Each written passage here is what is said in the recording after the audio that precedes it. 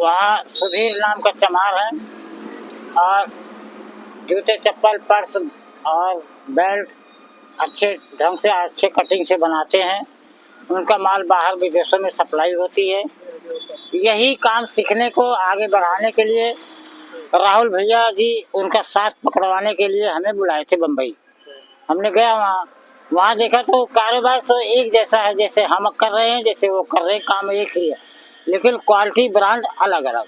हमारे चमड़े का है, उनका मिक्सचर है, लकड़ी भी है, उसमें रबड़ भी है, प्लास्टिक भी है, और आगे की उनका मांग होती है तो विदेशों में जाता है। कैसे आप कितनी तारीख को गए यहाँ से, कैसे गए आप, कैसे आपको सूचना मिली कि मुंबई जाना है? हमें 4 तारीख को फोन आया, हमने बात किया।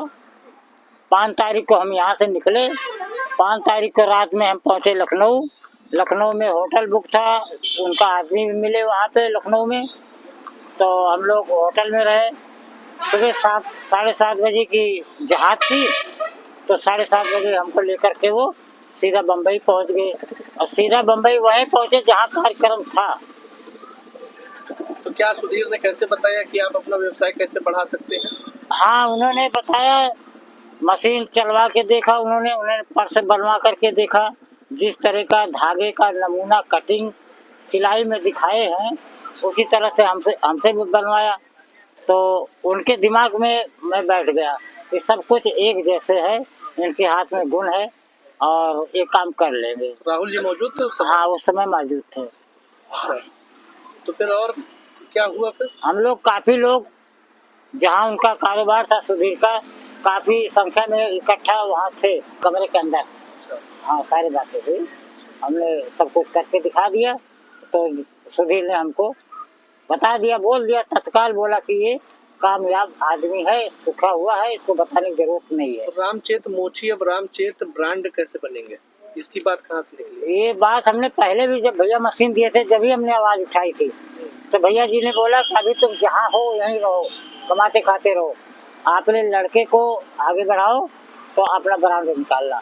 वो समय आ गया, सुधीर का जब साथ मिला तो हमने वही मांग कर लिया। हमने बोला भैया वो जो हमने रामचेत मोची का लेबल लगाना चाहते हैं, आप तो लगा सकते हैं ना? बोले हाँ, कारोबार आगे बढ़ाओ और रामचेत मोची का ब्रांड निकालो, सही है, अच्छा है।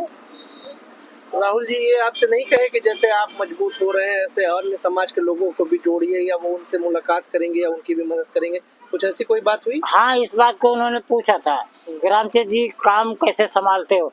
हमने कहा भैया आपकी देन है, हमने 2-3 मजदूर भी रखे हैं, कारीगर भी है हमारे पास, तो उनका भी दाल रोटी हमारे जरिए चल रहा है, और हमारा कारोबार भी पहले से 2 गुना 3 गुना आगे बढ़ा है। नहीं, और तो बहुत सारे समाज के लोग हैं जो कमजोर हैं। हाँ, उनकी मदद करने की बात कभी आपने नहीं कही या राहुल जी ने नहीं कही? नहीं, ऐसा बात तो सामने नहीं आया है, हमने भी नहीं कहा, यही कहा है कि हमने 2-3 कारीगर को दाल रोटी अब हमारे पास से चल रहा है। राहुल जी से मदद मिलने के बाद अब आपका व्यापार कैसा है, पहले कैसा था? पहले बहुत नाजुक हालात में थे, 150-200 रुपए तक ही पूरे दिन में कमाते थे, और 1-2 जोड़ी जूते चप्पल बेचते थे, तैयार होता था।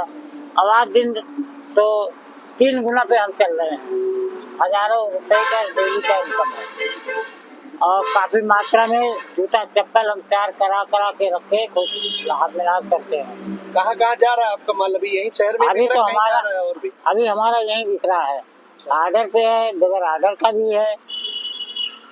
धंधा हमारा पहले से बहुत बढ़िया है।